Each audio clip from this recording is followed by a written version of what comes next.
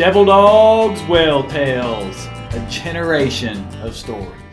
Hello everybody, I'm Bill Dance and you're watching Outdoors in the Bluegrass.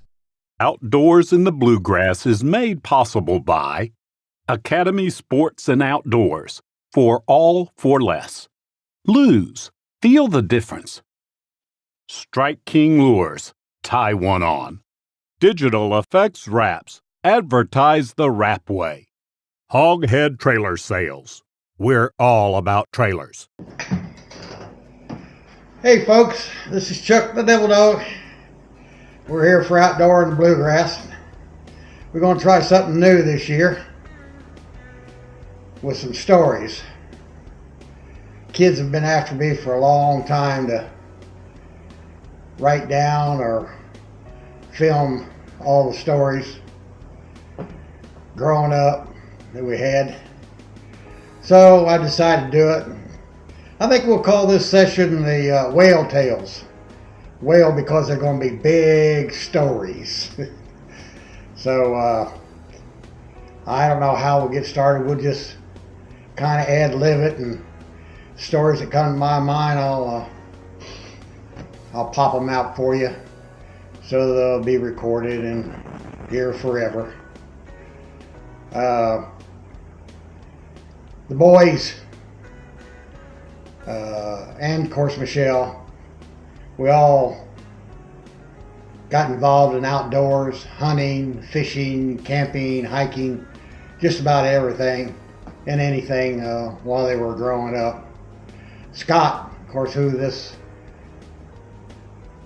Bluegrass is dedicated to, was probably one of the most enthusiastic about the hunting and the fishing, the camping or what have you.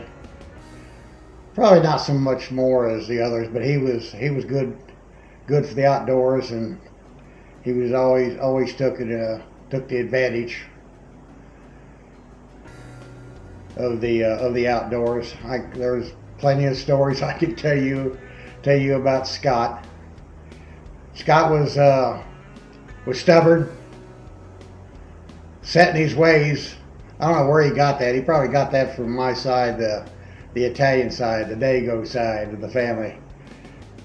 But I can remember my father, his grandfather, used to tell him, he said, "Scott, you're so damn stubborn. If your head itched, you'd scratch your ass." He was always there for the outdoors. I can remember the first buck he shot, and it was in Kentucky, and I can't remember, it was on Seaburger's farm, but I can't even remember what the road was out of Lawrenceburg.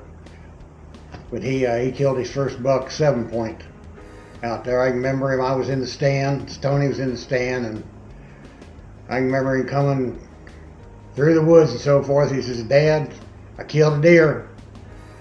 So I said, "Well, okay, let's go find it." And of course, sure enough, we did find it. Tony killed his first deer in Arkansas. I believe it was a 6-point he killed. And Ronnie finally killed deer. I think we was here in Danville. It was out towards, God, I can't remember the place we hunted. He killed a 5-point. It was his first deer, and he was in a stand that I had built. And he was coming down the ladder and looked out there, and there was a buck. So he took a shot at it and missed it. This is halfway down the ladder. And this is what he was telling me afterwards. And he had put in another shell. And I says, "What are you doing with only one shell?" He said, "I don't know, I just put in one at a time." So he put in another shell, took a shot at the same deer, and missed it again. That deer never moved from the first and second shot. He finally put another round in the rifle and finally killed that deer on the third shot. But that was his first buck. I can remember when he went hunting in Arkansas, bow hunting. He bought a brand new bow. It was a Browning bow. I can't remember whether it was just a straight bow or compound, but he was proud as that. He took off one day and went back in on the lease and got in the stand, and he come home later. He proceeded to tell us tell us the story about him shooting at a doe. I don't know how far it was, maybe 20 yards or so. I don't remember how far.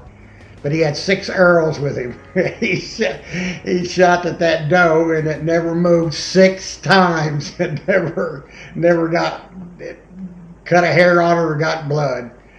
Oh, he was fit to be tied. He'd tell that story too. So that's one to go down in the history. That's a big story. About he finally killed that buck, though. Was his first deer.